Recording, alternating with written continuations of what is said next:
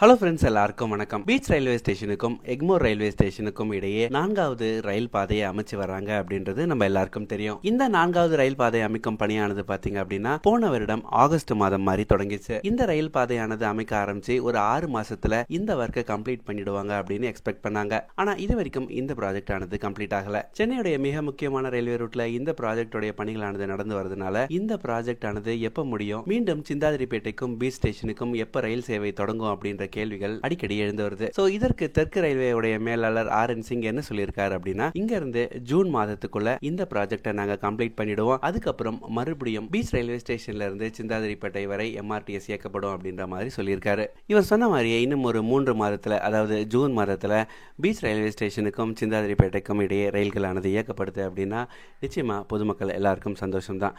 இதே மாதிரி நம்ம சென்னையில இருந்து தகவல்களுக்கு மறக்காம நம்ம சேனலை சப்ஸ்கிரைப் பண்ணி வச்சுக்கோங்க. Thank you so much.